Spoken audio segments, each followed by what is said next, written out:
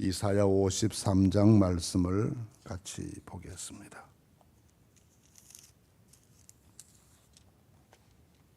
이사야 53장 말씀입니다.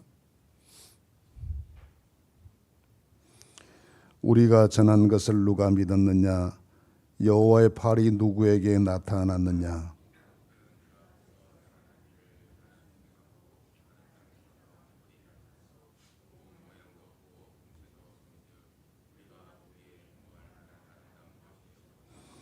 그는 멸시를 받아 사람들에게 버림받았으며 간고를 많이 겪었으며 질고를 아는 자라. 마치 사람들이 그에게서 얼굴을 가리는 것 같이 멸시를 당하였고 우리도 그를 귀히 여기지 아니하였도다.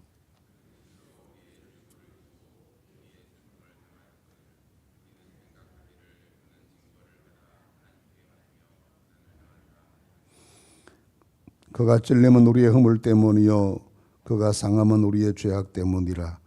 그가 징계를 받음으로 우리는 평화를 누리고 그가 채찍에 맞음으로 우리는 나음을 받았도다.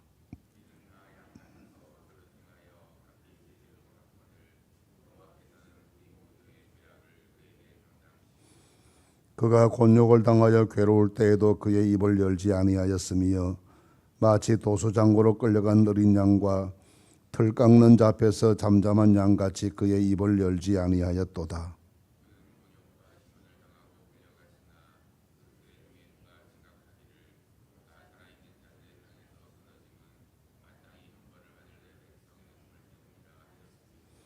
그는 강포를 행하지 아니하였고 그의 입에 거짓이 없었으나 그의 무덤이 악인들과 함께 있었으며 그가 죽은 후에 부자와 함께 있었도다.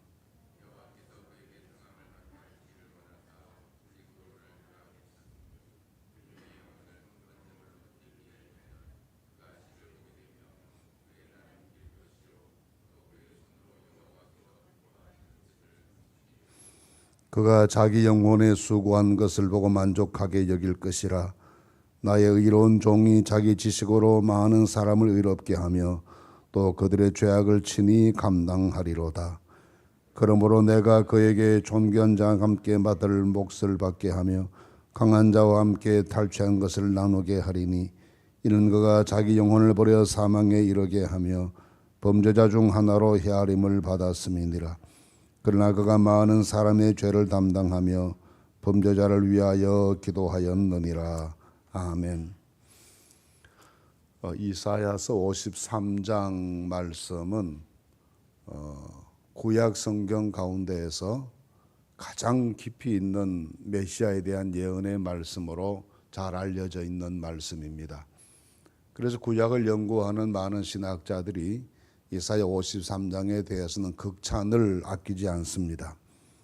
폴리캅이라는 고대 교부는 이사야 53장을 황금의 장이다 그렇게 부를 만큼 이 말씀을 높이 평가했습니다. 53장을 이사야서의 중심부, 구약 성경의 핵심 그렇게 말하기도 하고 어떤 분은 구약 성서의 지성소와 같다 그렇게 표현할 만큼 이 53장의 말씀의 평가에 대한 칭찬은 모든 학자들에게서 이어지게 됩니다.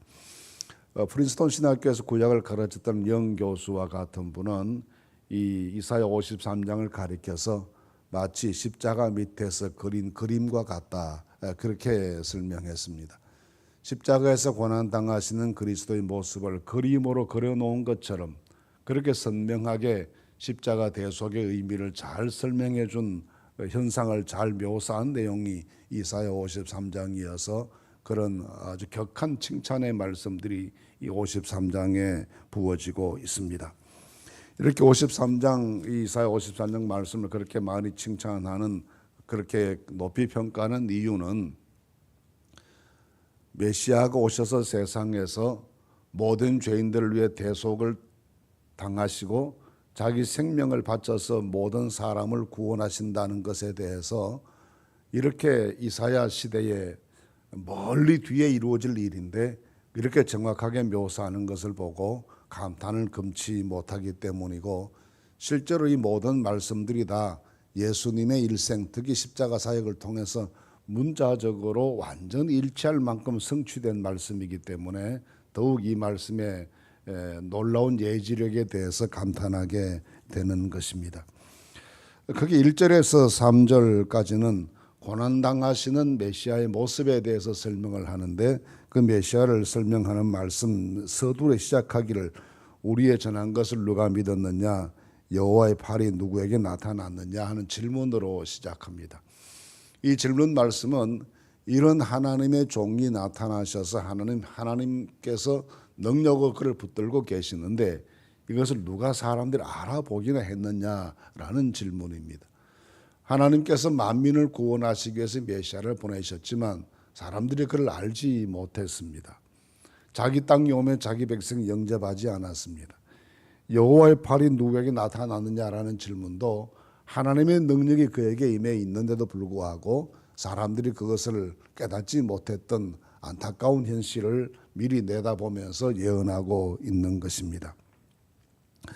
왜 그렇게 사람들이 알아보지 못하는가 하면 외형상 바라볼 때, 외모를 바라보았을 때는 흠모할 만한 그런 조건이 없었기 때문이라는 겁니다.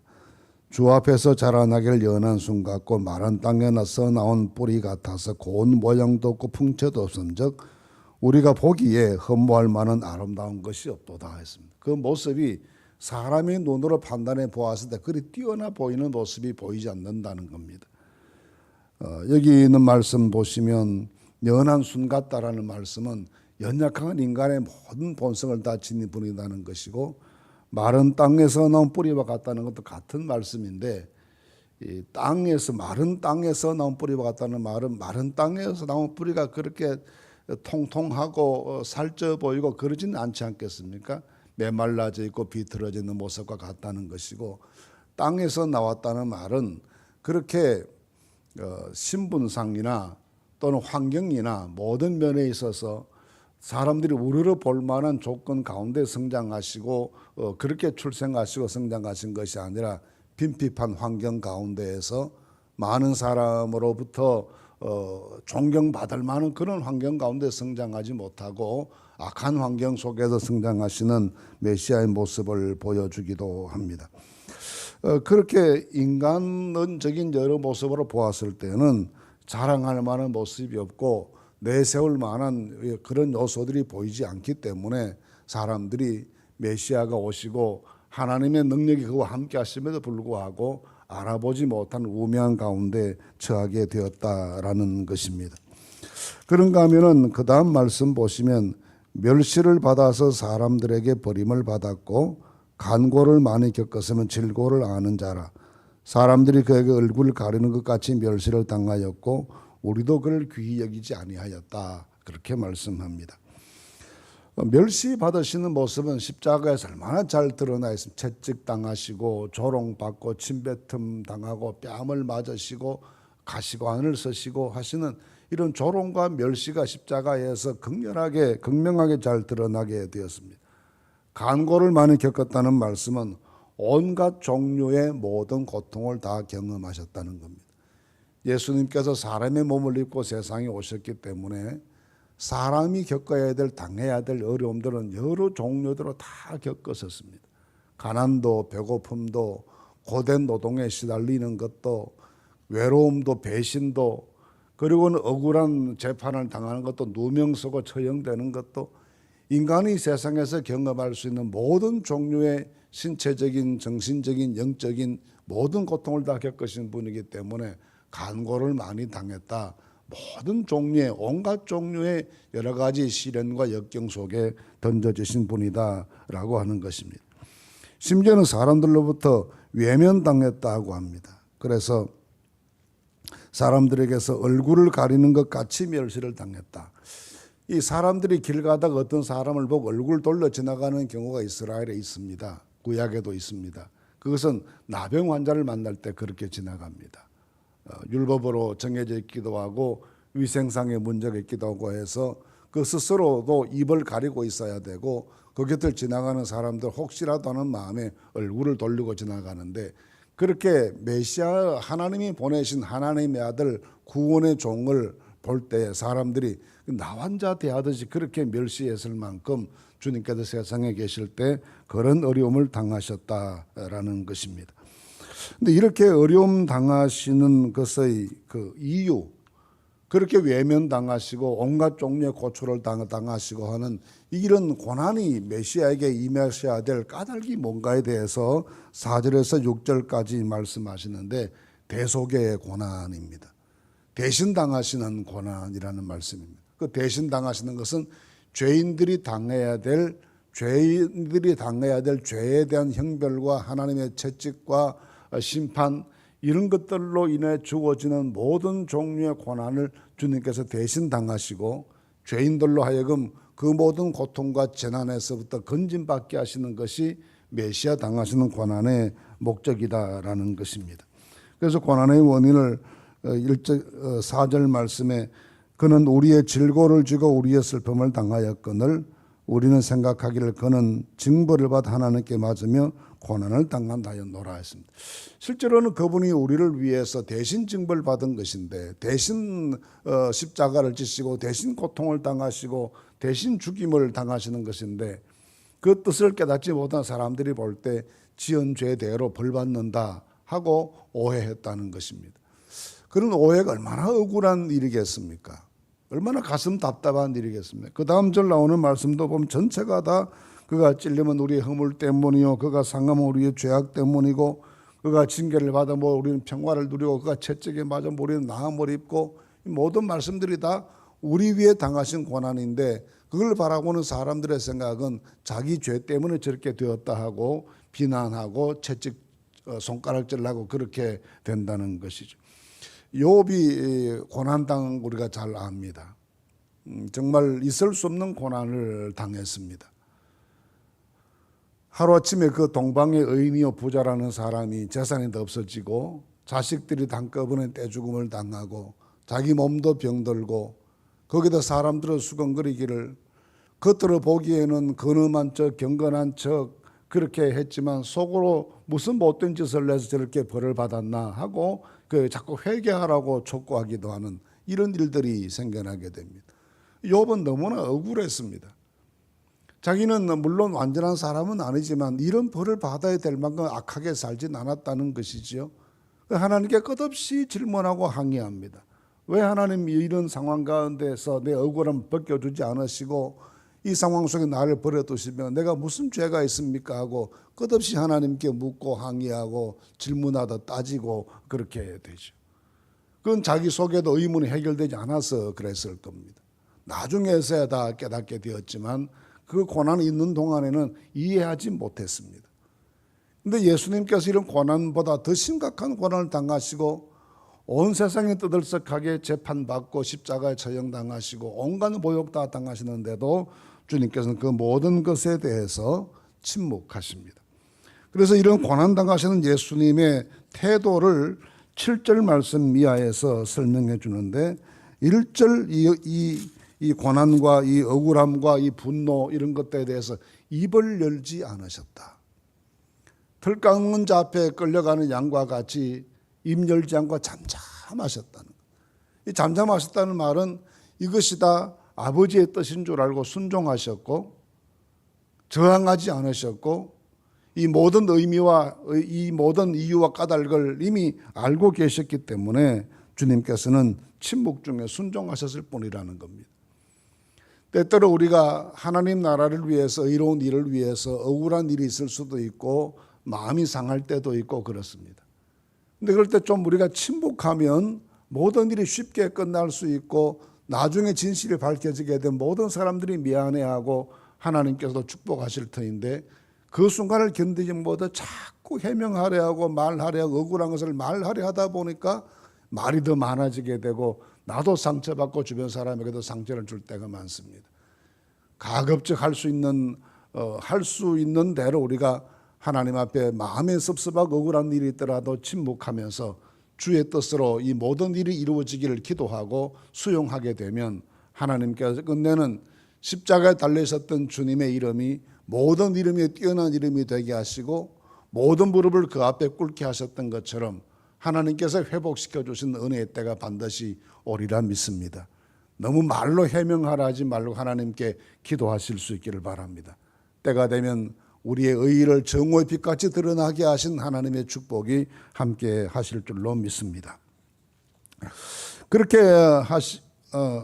주님께서는 당연히 변명할 수 있고 해명할 수 있는 일이지만 그렇게 하지 않고 침묵 중에 이 모든 것들을 수용하시면서 묵묵히 그 고난을 다 당하게 되셨는데 그 결과로 이루어진 내용들이 10절 말씀 이하에 있습니다. 결과로 이루어진 일들은 한마디 말씀으로 설명을 드리면 10절 말씀이 이렇게 말합니다. 그의 영혼을 속건 제물로 드리기에 이르렀다. 이 속건 제물이란 죄 지은 사람의 허물과 잘못을 사함받기 위해서 바치는 제사가 속건 제사였는데 이 속건 제물로 바쳤다는 말은 자기의 몸과 영혼 전체를 다 모든 사람의 죄를 속하기 위한 제물을 하나님께 바치시게 되었다는 것입니다. 그래서 우리에게 구속이 가능하게 되었고 구원의 길이 열리게 되었고 하나님께로 나아가는 자들이 될 수 있게 되었고 주의 보좌 앞에 설 수 있는 자격을 우리 모두가 다 얻게 된 것입니다. 그래서 여호와께서 기뻐하시는 뜻을 성취하리로다. 하나님의 뜻을 이루셨다는 것입니다. 그래서 십자가에서 예수님께서 다 이루셨다고 말씀하셨습니다. 내게 주어진 숙제를 다 이룬 사람이 얼마나 홀가분하겠습니까? 자녀들을 양육하는 부모들이 아이들 혼례를 다 치르고 나면 인생의 큰 숙제를 다 마친 것처럼 홀가분해질 때가 있습니다. 다 이뤘다. 내 인생에 큰일 했다라고 생각될 때가 있습니다. 그런 일도 마찬가지인데 우리 주님께서 십자가에서 다 이뤘다고 하시는 것은 아버지께서 당신을 세상에 보내실 때 맡기신 온 인류를 위한 구속의 사명을 다 이루었다. 그래서 여기 예언하시기를 여호와께서 기뻐하시는 뜻을 성취하셨다라고 했습니다. 십자가를 통해서 만민 대속의 대업을 이루신 주님께서 다 이루었다고 만족해 하셨던 것처럼 고난 중에도 기뻐하셨던 것처럼 우리에게 하나님의 뜻을 이루고 살아가는 믿음의 순종이 날마다 이루어질 수 있게 되기를 간절히 바랍니다. 하나님께서 우리를 의롭게 하시기 위해서 구원하시기 위해서 메시아를 보내시고 대신 당하시는 고통으로 우리를 구원해 주셨습니다. 그런데 이 말씀이 예수님보다 700년 전에 예언되고 기록됐다는 건 얼마나 놀라운 일이겠습니까? 이사야라고 하는 선지자는 얼마나 깊은 영적 해안을 가진 분이겠습니까? 영혼이 말기를 7년 뒤에 이루어질 일을 마치 현장에서 그림을 그리듯이 묘사해내는 이 모습은 하나님께서 우리를 구원하시기 위해서 얼마나 오래전부터 준비하시고 계획하신 섭리 가운데 되어진 일인가를 보여줍니다. 십자가는 우연한 충돌로 생겨진 역사적 불행한 사건이 아니라 우리를 구원하시기 위한 오래전부터 하나님께서 만세전부터 예정하신 구속의 섭리 가운데 이루어진 사건인 것을 생각하면 우리를 향하신 하나님의 생각이 깊고 하나님의 계획이 얼마나 놀라운가를 발견하게 됩니다.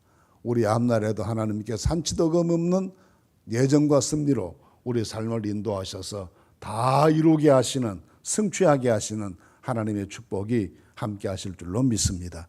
이 믿음으로 오늘도 살아가시는 온 성도들이 되시기를 간절히 바랍니다.